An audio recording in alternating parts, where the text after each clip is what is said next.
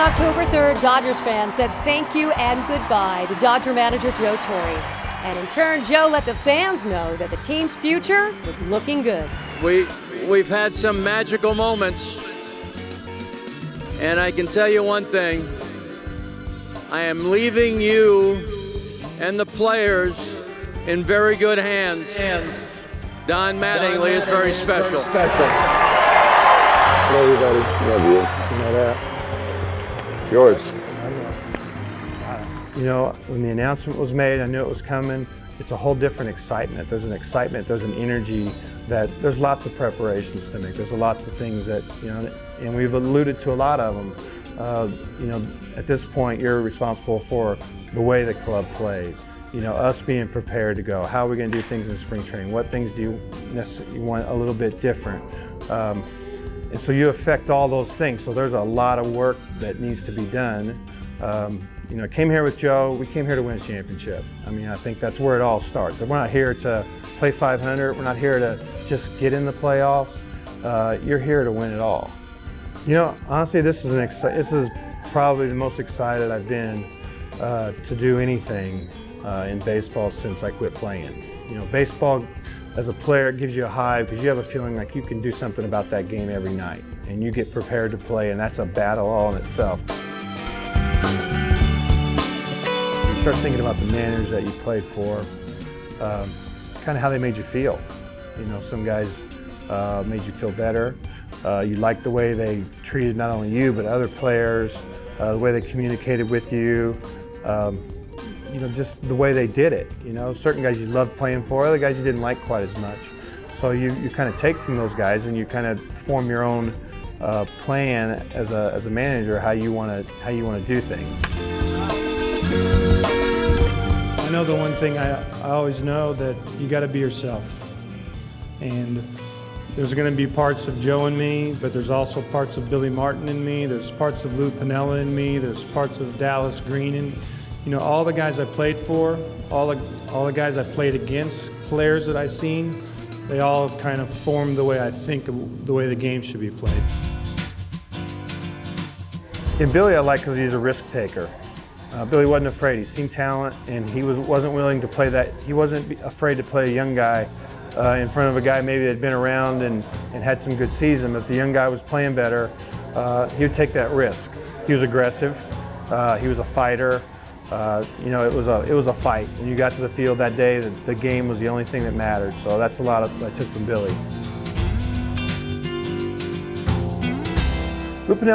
Lou was a lot like Billy, real fiery, and maybe more as a playing with Lou.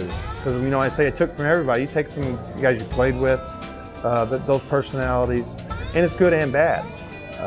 But Lou, I took probably more from a player. He's fiery, good teacher. He taught me a lot about hitting and how it works and how the swing works. So from that standpoint, I took a lot from his teaching. The managing part, he's a lot like Billy as far as fiery and aggressive. Well, lots from Joe. Obviously, I've been around Joe probably longer than anyone, and had more of an inside look at the way things went. From Joe, you learn a lot. You learn about the length of the season. There's going to be times when your club's not playing well, and there's a 4 or 5 game stretch, or maybe 8 out of 12 or something that you don't play good. You can't panic during those times and get down on your club and make decisions that could affect it over the long term. A lot of the ways that Joe talks to players, lets them understand, make sure he communicates with what we're going to do that day. You know, lots of things also on the field about sometimes you've got a pinch hit. Well, maybe the matchup's not quite the same, but he's a guy you need for the long run, and you can't take his confidence away by pinch hitting for him. Things, you know, lots of little things like that. It's really cool, actually. I've really learned a lot. Even things just, you know, trying to read some of the stuff about, you know, the players, the guys that we've been able to meet, you know, Maury in camp, Sandy's around camp, so I'm getting to talk to him through Joe, Ronce, Steve Garvey, all these guys, you know, Tommy, just the whole history, all the stuff with Jackie and how how the Dodgers have kind of broke that barrier. This has been a key organization in the history of the game, and it's really, for me, I'm proud to be a part of it. And it's interesting to me, you know, all the aspects and the different players and the tradition, how they got here. You know, I want us to live up to that and play the kind of baseball and represent, you know, the fans of LA in a way that they, you know, they're proud of our club and the way we play and the way we get after it. I want guys to trust me. I want to trust them, you know. And the one thing I've always loved the players. You know, I always look at it like it's a player's game.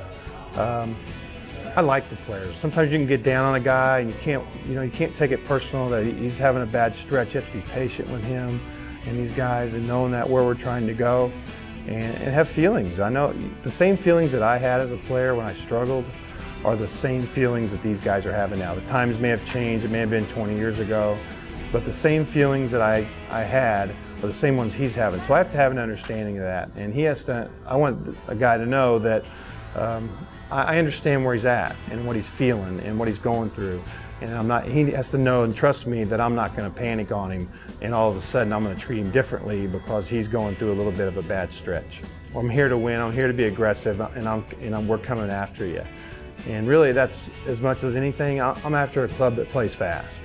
I mean, I'm not talking about speed, but plays fast. If you're not prepared, you can't play fast. You got to be able to think out there. This game is fluid, it's mobile, it's always changing. At every step, there may be an adjustment you're making. It adjusts with the outs, it adjusts with the score, it adjusts with the inning and who's hitting. So this game has to be fluid.